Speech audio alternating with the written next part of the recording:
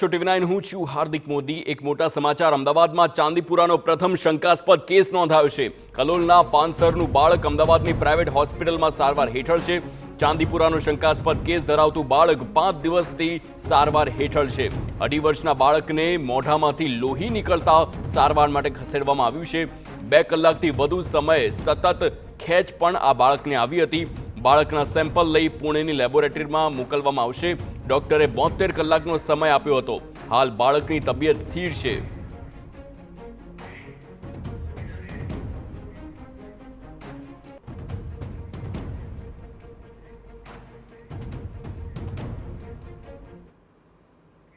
તો આ સમગ્ર મામલે વાત કરવા સંવાદદાતા જિગ્નેશ પટેલ જોડાઈ ગયા છે। જિગ્નેશ, હવે આ ચાંદીપુરાનો જે સતત કેસ વધી રહ્યા છે અને તેમાં પણ હવે અમદાવાદમાં પ્રથમ કેસ નોંધાયો છે। બાળકની સ્થિતિ શું છે અને આગળ શું કામગીરી કરવામાં આવશે?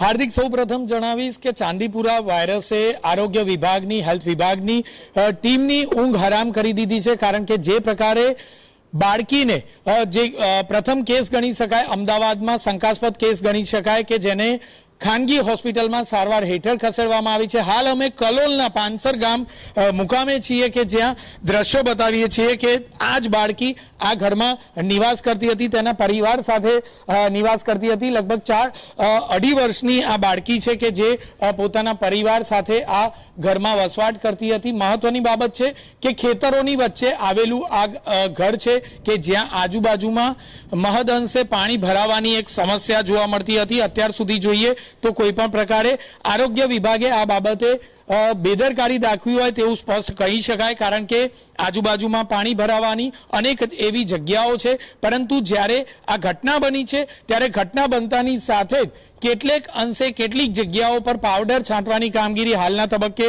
કરવામાં આવી રહી છે।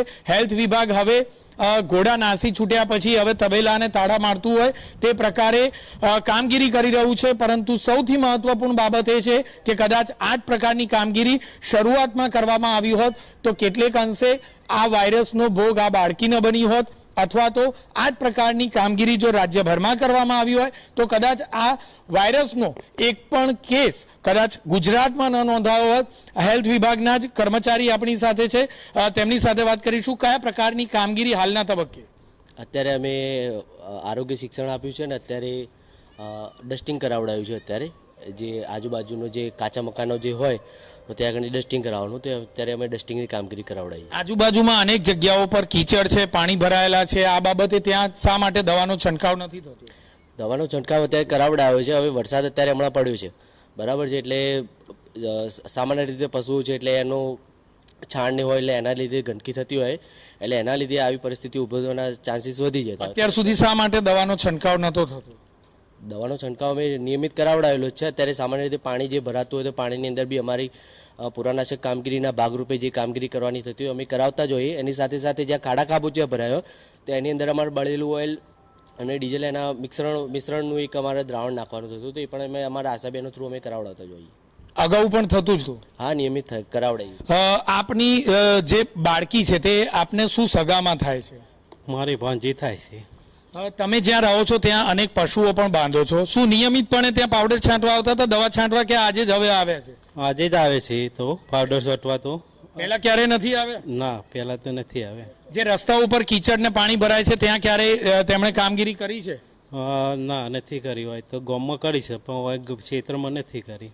રસ્તા ઉપર પાણી ભરાવાની સમસ્યા છે? હા સર, રસ્તા ઉપર પાણી ભરવાની। શું માનવું છે? આપે કહ્યું કે દવા તો દરરોજ છાંટવામાં આવતું હતું, ભાઈ તો ના પાડે છે। ચોમાસાના સમયમાં સામાન્ય રીતે ત્યાં પાણી ભરાતું હોતું નથી એટલે ત્યાં આગળ એ પ્રકારનો દવાનો છંટકાવ થતો નથી। જે સામાન્ય રીતે આપણા ઘરની આજુબાજુમાં જે પાણી ભરાતું પણ ઢોર ઢાકર જ્યાં બાંધે છે ત્યાં પણ નથી દવાનો છંટકાવ કરતા, એવું જ કહું? આપણે અગાઉ કહ્યું કે કરીએ છીએ। આ જે દવા કરીને એ એક પ્રકારનો આપણે ડસ્ટિંગનો પાવડર આવે છે, બરાબર, એ આ પ્રકારની જ્યારે પરિસ્થિતિ ઉદ્ભવતી હોય ત્યારે જ આપણે નાખતા હોઈએ છીએ।